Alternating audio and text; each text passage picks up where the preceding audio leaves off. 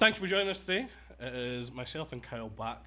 We are joined by Corey Peter Lane, Jeremy Elder, and Hunter Sailing. We call ourselves Business Casual. We're doing a show called Cowboys on at the Pleasance Courtyard in the upstairs every night for the rest of the Fringe at 9:40.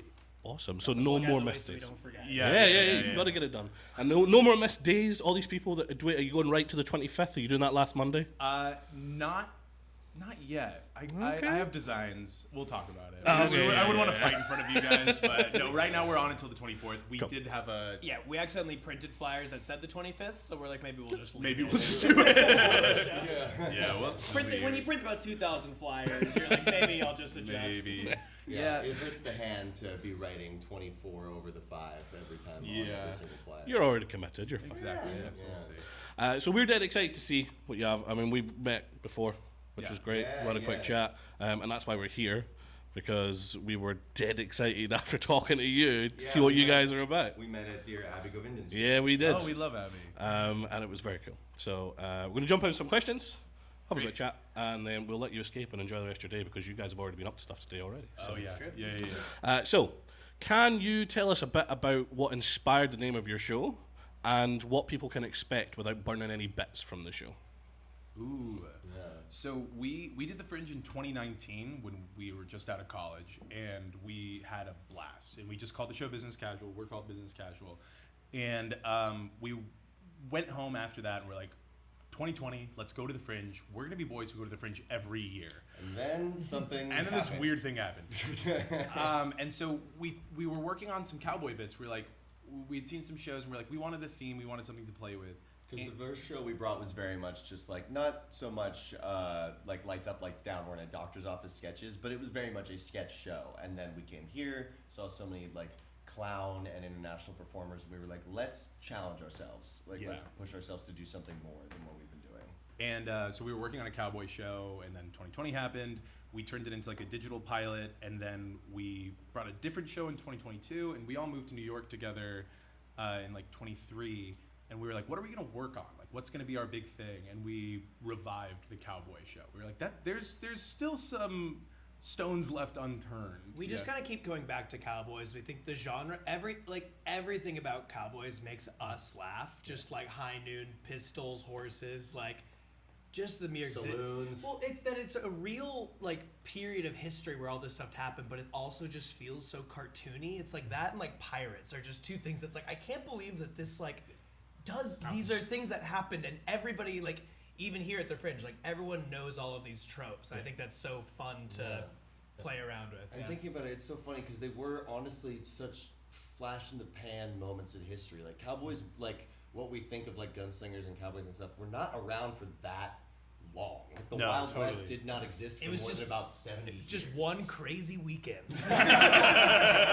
And that's where we set our show. No, but then the show is it's a narrative piece, which is the first time that we've brought a narrative to the Fringe. But it's still super clowny, slapstick. But it's been really fun to let the script be the straight man and let the narrative be the straight man. And then anytime that we deviate, it's just a great way for us to play. Yeah. So having performed for some time, what's your most standout moment? Doesn't need to be best or worst, just what's the thing that jumps up? Standard moment. Stand out. Stand out moment. Yeah. I mean, because we've been performing together for 10 years, and we've been working on this show for a little over 2. I mean, I'm just going to come out and say, in 2019, Kate Copstick gave us a 4-star for The Scotsman, and then put us in the comedy critics shows to see. That has really just here at least, like that set us up for that first run to just get people in based on that review and just garnered good fans out here. And then even like we had just graduated school, like, you know, it was kind of that moment where you decide if your college girlfriend's gonna be your wife. And you know that you know that's like nodding behind me. Do you not shaking. You don't have the turkey drop here where have you heard of this in America? In America, I don't think you don't know the turkey drop in America. Oh, when yes, it's when you go off to college and you come home for Thanksgiving, and it's your first time home for Thanksgiving, and then you break up with your girlfriend or boyfriend because you've just spent like 2 months at school and you're like, I can't be long distance with my high school girlfriend. Anyway, Turkey drop. No, but it really did sort of like kept us. It didn't like it let us know like, oh, this is a professional endeavor. Like this group that we've been working with like is something that we should be focusing on professionally. And that's in big part to also Zach Zucker and Stamp Town for bringing us out and producing us. And like I imagine we would have kept working together in a different reality, but in the way that like coming out to Fringe taught us, like again with all these different performers and styles of comedy that are just not present like as hard as they are here as they are in America. Like we just got different experiences here that set us on the path we are now, where we're like we always want to come back here. It's just from different circumstances if we can, but like yeah, Fringe has become sort of like a second comedy home to us. Yeah.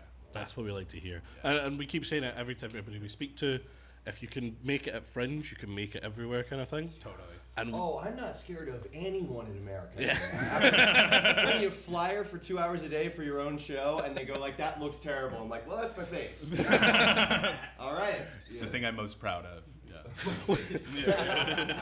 we're a special breed where we will just say it to you. And I really I'm not putting on airs. I really respect it. It really does it's helped us cut our teeth in a really great way. Yeah. That's what we like to hear. We're doing a service. Yeah. Thank you. Yeah. We're not just rude people. We're helping you. Yeah. This is for you. Say thanks. Thank you, Scotland. That sounds like I've locked the door now. So on that, you've seen working together for 10 years, individual stuff. You've come before. You wanted to come every year. What has changed in the Fringe, and why do you keep coming back? Other than you say second home for comedy, but what is the draw? Coming 2019, we're now 5 years down the line. Yeah. Cutting out that. We've just really built a really fun community here, I think is my chief reason to keep coming back. There's just so many international acts and even US acts that we just don't see, but then get to spend a month here and just really get to re-immerse ourselves with some great artists. What's changed, I think we've changed. We're just older and we're not doing a 22-year-old's Fringe anymore. We're very much doing a 27-year-old's Fringe. Drinking hurts more. Hurting. 27 in that everything hurts all the time. My legs hurt. Yeah. And I know that there's probably 33-year-olds that are like, fuck you. You're 27. Yeah. Sorry. Sorry. No, it was like I and then there's probably 42-year-olds 33 saying 27. all the way down the line. Calling a nuclear strike on us. Yeah. I do think that it's starting to the pandemic really was a huge knock to the Fringe, and 2019 any Fringe performer that I talk to, people talk about it as this Tir na Nog, it was this special magical time right before hell, and it was there were and audience members were just bursting at the seams, and everyone's shows were selling out. And then we've been steadily working back, and we did the show in 2022. I came back in 23 to help produce with Stamp Town, and being here now, this is the most past Fringes. I was here in 17 and 18 as well. This is the most past Fringes that any Fringe has been since the pandemic. And so that's been really nice. It's just it feels like people are wandering into shows that they don't know anything about. I do merch after the shows. When people buy shirts, I will be like, "How did you hear about the show?" And they'll be like, "I saw your poster." And I'm like, "That's just I would never do that." I would never do that in America. Also, there's no other opportunity in America we get to do the show this often, this many times in a row. Yeah. We did have an off-Broadway run where we would do the show weekly in New York for It's a few last months. summer. Yeah, for a few months we did that, and that was lovely too, to be in the same theater, not have to go in and adjust the lights and then do the show an hour later and meet all the tech crew. But that familiarity every day when that repetition offers opportunities of discovery, and just even 2 years into the show where being here and doing it this often, we're finding new things and things not to do. Yeah, it's the most prepared we've ever been for a show. That's gonna also answer your question. In 2019, we put together some sketches that we had been working on for maybe a year. In 2022, we decided in March that we were going in August. And we started the show. And we started writing the show in March. And then this time it's been 2 years. Yeah. So yeah. We spoke to a couple of people that have had similar things where it's March, they're like, "Oh, I secured a venue, so now I have to do it." Yeah. Yeah, that is a way to work. We've all in one way or another in theater for a lot of our lives, and there is just something about it's just like it's happening. You have to be ready, with something. Yeah. And I really like, at least personally, I love working with a deadline. So that beautifully, it's beautiful here. So, to round it off, everyone I interview leaves an anonymous note for the next person. So, the last person interviewed wanted to ask the question, have you ever felt like a whore? Have we ever felt like a whore? In Fringe or in general? In general. Can I just say I love that you went we. Yeah. Have we? I got this. Has business no, yes. That's funny because, I mean, I do a bit on Stamptown where I like am in short shorts and I wear like a cut off top, and then when I cover myself in beer, and the bit is called Sexy Corey, and Corey is my name, and people do, after I do that on stage, when I walk off stage, forget that I was doing a character, and I'm like, I'm not that, like, I've gotten like smacked on the ass walking down Cowgate, like after the show, they're like, we loved it, and I was like, what the fuck? Last night we had a drunk woman come up to me and was just like, oh, you look like Chris Stapleton. Yeah. Also, like, Not even a Hemsworth. yeah, right? Like, I'm just So you got like 5 Chrissies you could have picked that Yeah, everybody would yeah. have been like, yeah, you're like, yeah, ooh, yeah, Stevenson. ooh, you look like a young Mario Batali. You look like Steven from Accounts. Yeah, Like, nobody's gonna know. like, no, and then she goes, you look like Chris Stapleton, and I think Chris Stapleton's sexy. I was like, have a good night. So sometimes that makes me feel like a bit of a whore. Yeah, individuals. Have we as a collective ever felt like a whore, I wonder? I don't know. Could business casual... I've taken some like meetings before where I was like, literally, I'll do whatever. Like, yeah. Doing a show at noon to pull for tickets. yeah, that does feel like whore behavior. A little bit, Just yeah. like doing a show at noon, and then the little old ladies like making eye contact with them and being like, I think that you're gonna like my show. And you're just They're like, fucking "You're not going to. Yeah, we're lying to them to get us to see our bodies for money. That is Yeah, actually yeah. inherently pretty whorish. And Yeah. I support it. Well, being an actor used to be like as bad as being a whore back in the day. And I wanted to bring it back. Yeah, I to think we that. should bring that back as well. Yeah. Yeah. Don't let us into restaurants. Don't Cross let the us fight. street when you see us. Yeah. But take a flyer. But take a flyer. Take a flyer. Just cross the street after. Yeah. Do you remember in 2022 when I flyered somebody from across the street? I zinged one at them and it landed right in front of them. And then we they went came like to the show. and they were like, "Where's the person from when that happened?" But to answer your question, yes, we have Yes. felt like a whore. Yeah.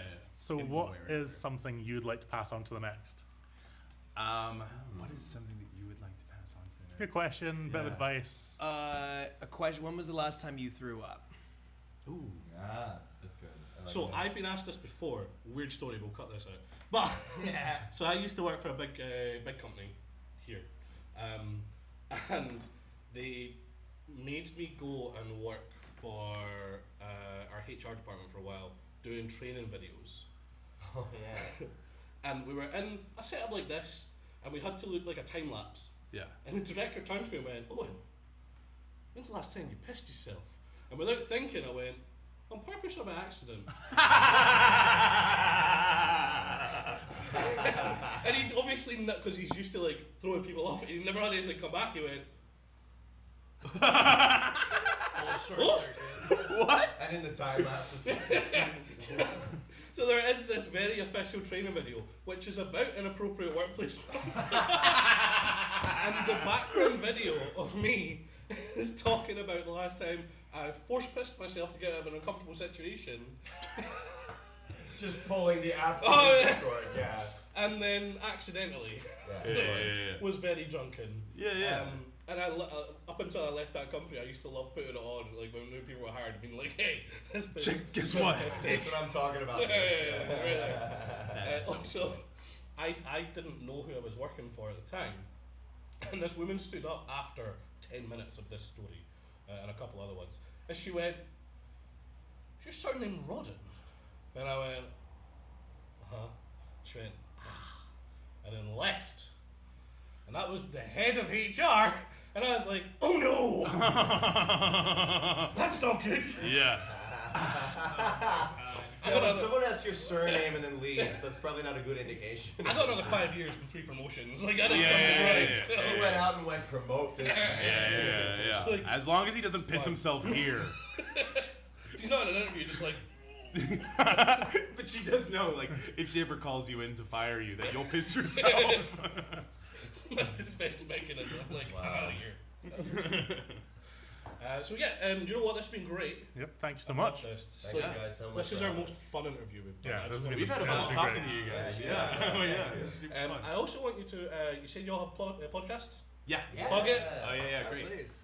We also have a podcast called The Business Casual Show on the All Things Comedy Network. We post new episodes every Monday with really fun guests. We've had Steph Tolev, Chris Gethard, and recently we had Rob Paulson, who's the voice of like so many of the cartoon characters from Pinky in the Brain. Carl Weezer, and we got him to do a classic meme that's been making me laugh since I was literally 14 years old, and it rules. It's a really fun show to do. I think you guys would like it.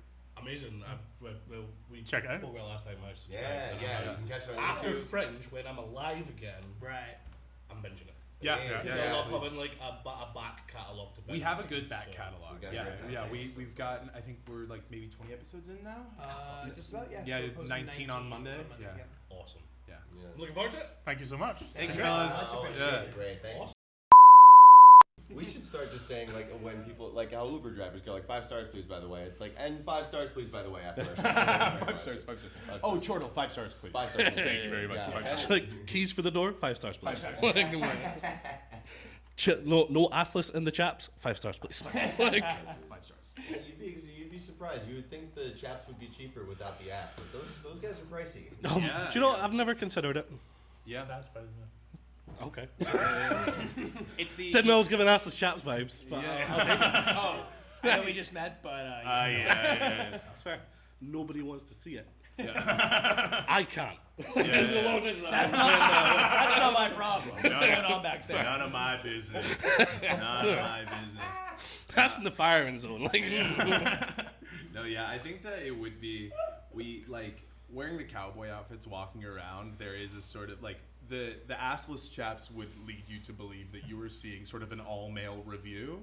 Which look, once you've bought the ticket, you've bought the ticket. Oh, If we yeah. don't get our kits off, we don't get our kits off. But like, I wouldn't want to disappoint. Yeah, I feel like that would be selling a bill of false goods. Yeah, I feel like people walking around with assless chaps would be like, oh, cabaret, or it's like something. It's like, no. We dress very basically to show it's just like we are very stupid. Like this is a stupid approximation of what cowboys are. guys, We it's like just to say warm. it's like a send-up. We like to say it's like a send up and an honoring of like many different genres of cowboy stuff. But at the end of the day, it's like, do you know what a cowboy is? Hat, gun, yeehaw, you're good. Like, that's all you need to know for the show. We were talking about genre shows with our friends last night who do the Underground Monk Show. Have you heard of this show? No. It's a clown show that's all just like monk themed. So they all come in with the big robes and That sounds awesome. clowning around that. It's They're really fun. so funny, and they're like it's from the people that are kind of at the center of the clown scene that's happening in LA right now, and it's Mr. Chonkers, if you've ever seen that Yes. show. John Norris. John Norris is in that, and then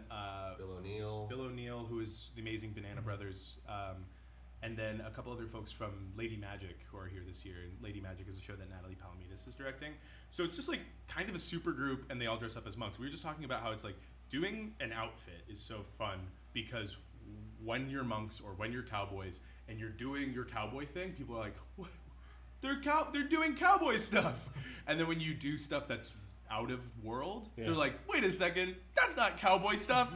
So everything you do works. Like, Listen, the hell? I'm dressed Cowboys as a don't- cowboy. It's all cowboy stuff. yeah. Everything I do is cowboy stuff. Yeah, wait a minute, cowboys don't drive cars. Yeah, exactly. So yeah, so dumb. It's been They ended their run, so but definitely check out if you can next year, like the Underground Monk Show. Yeah, I hadn't heard of it. I was 100% going to remember this time. I love like pieces like that where it's just something that It's on takes at something, 12:30. turns on its head. Yeah. So, it's one of my favorites. We've just been chatting. We do have really like nice simple questions. Great. We do just love to chat absolute rubbish though.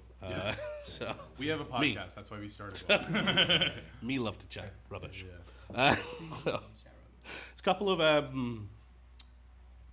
personal questions, bit about the show, and then there's an extra wee one that passes on to every person that he interviews. So Also, don't forget to plug your show during it. Somebody Yeah. tell them. Yeah. Oh, yeah. You got it. So I'm going to try and be better about making you introduce your show at the start, which I'm going to do now. Totally. So let's jump in and see this Should we is do where direct we'll to be camera, recording from. or- Just wherever you're comfortable. Yeah, sweet. So